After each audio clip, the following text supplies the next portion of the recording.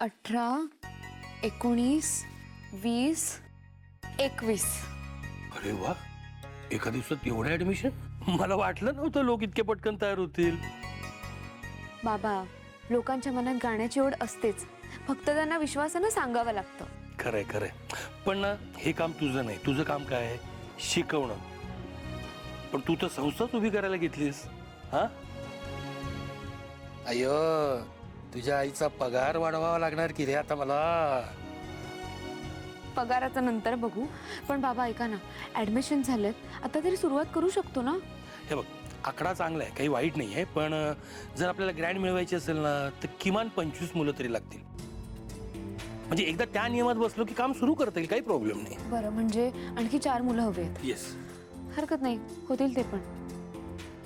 फक्त बाबा, तुम्ही गुरुकुलाच्या डागडुजीचं काम बघा प्लीज. अगं बाई, तुझा हा कामाचा उत्साह बघून माझ्या अंगातही उत्साह भरून आलाय आता. त्यामुळे मी लगेच डागडुजीचं काम करणार, काळजी करू नको. ओके? पण बाबा, तुम्हाला माहितीये का, ह्या सगळ्यात फक्त माझ्या एकटीची मेहनत नाहीये. अच्छा. आपलं अबीर आहे ना, त्याने खूप धावपळ केली आहे आणि त्याच्यामुळेच ही सगळी मुलं तयार झाली आहेत. अयो, तरी मला एक प्रश्न पडला की कसं काय बाबा, काय रे वांग्या, तुला गाण्यातला सा पण लावता येत नाही की रे? हा, मग आईची एवढी मदत कशासाठी? तुझा फायदा काय म्हणतो मी? आवाजोबा, एका मोठ्या माणसाने मला एका मोठी गोष्ट सांगितली असते बघा. कोणती? चांगल्या गोष्टीमध्ये कधीचा फायदा बघायचा नसतो. अयो, आणि ही मोठी व्यक्ती कोण आहे? अय्यो, मीच ना म्हणतो मी.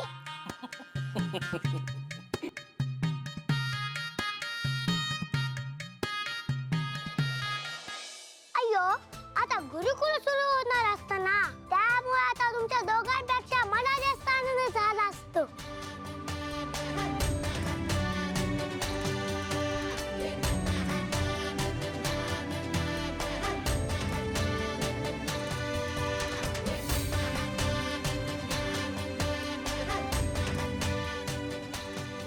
आई, मी पाणी पिऊन येतो हा. चालेल, जा. बाबा, मी काय म्हणते, आता फॉर्म्स भरलेत, ऍडमिशन झालेत, गुरुकुलामध्ये जे वाद्य लागणार आहे त्याचं काय करायचं? झालं एकाशी बोलणं, फक्त त्याला जाऊन भेटायचंय. ते झालं की झालं, काही टेन्शन नाही. हं? चालेल. ओवी, तुझ्या मित्राचा कॉल येतोय, बोलायचं? अबीरचा फोन आहे. हॅलो अबीर, कसा आहेस तू? मला वाटलं विसरलास. छे, मी कसा विसरू? मी माझ्या मित्रांना विसरायचं नसतो बघा. तू कशी असतेस? मी एकदम छान आहे. माझी मैत्रीण असतेस ना तू, मग छानच असणार बघा.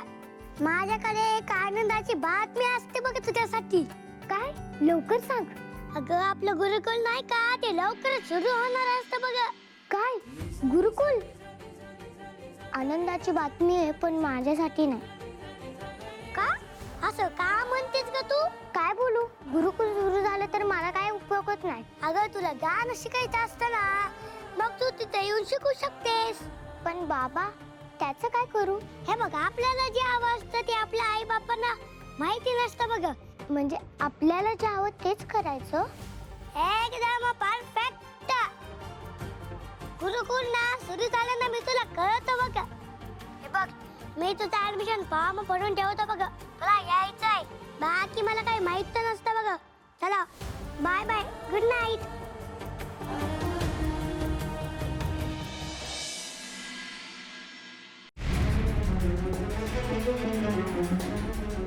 काय झालं आई, बोलवलंस तू? नवीन प्रोजेक्ट रिपोर्ट आहे, जरा बघून घे, बरोबर आहे का? नवीन सावली हर्बल्स. काय इतकी वर्ष कुणाला इंटरेस्ट नव्हता या प्रोजेक्टमध्ये, मध्येच काय इंटरेस्ट निर्माण झालाय? ॲक्च्युली मला सुद्धा आधी तेच वाटलं होतं, पण बिझनेस आहे,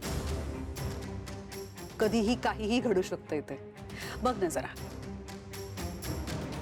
बघ, मी म्हणाले होते ना, ही म्हातारी तिच्या लाडक्या लेकाला विचारल्याशिवाय कुठलाच डिसिजन नाही घेणार. घ्या.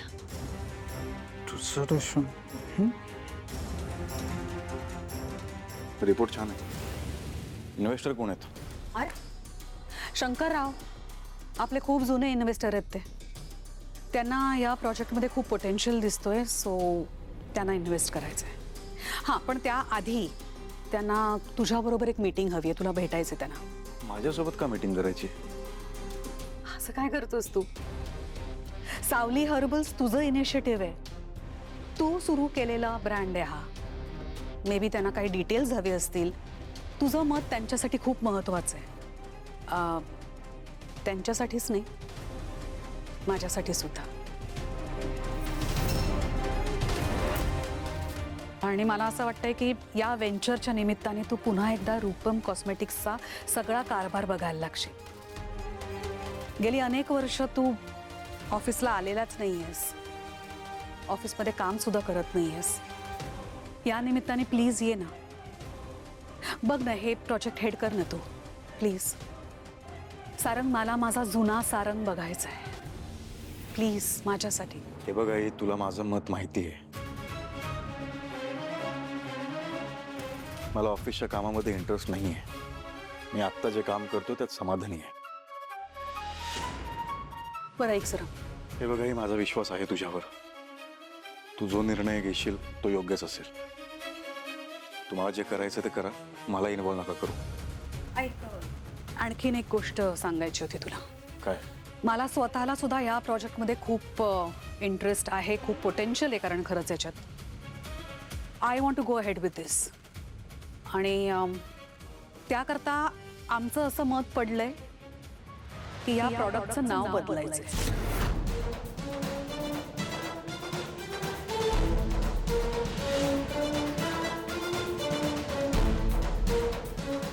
नाव का बदलायचंय तुला?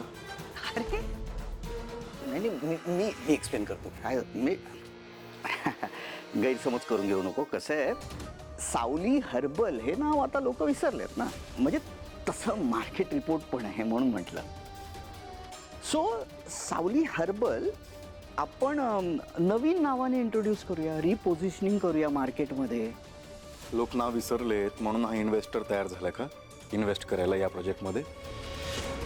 हे बघ आई, सावलीचं या हर्बल प्रॉडक्टमध्ये ना खूप मोठं योगदान आहे. हर्बल प्रॉडक्टसाठी आपल्याला रॉ मटेरियल मिळत नव्हतं. ती गावोगावी फिरली आहे, त्या लोकांना तयार केलं आहे, गावकऱ्यांशी बोलली आहे, विश्वास जिंकलाय त्यांचा. आणि तिच्यासाठी ते गावकरी तयार झाले आपल्या रॉ मटेरियल द्यायला. नाहीतर हे प्रॉडक्ट उभं राहिलंच नसतं. आय एम सॉरी सारंग, पण तुला असं वाटत नाहीये का की तू खूप इमोशनल होतोयस? बिझनेसमध्ये इमोशन्सना जागा नसते सारंग. ठीक आहे, मी इमोशनल होत असेल तर मी नाही होत इमोशनल. पण मग तुझं असं म्हणणं आहे का की इन्व्हेस्टर पण इमोशनल झालेत म्हणून त्यांना इन्व्हेस्ट करायचंय? आई, मार्केटमध्ये सगळ्यांना माहिती आहे सावली सनस्क्रीन किती सक्सेसफुल आहे. सावली या नावातच यश आहे, या नावातच समृद्धी आहे.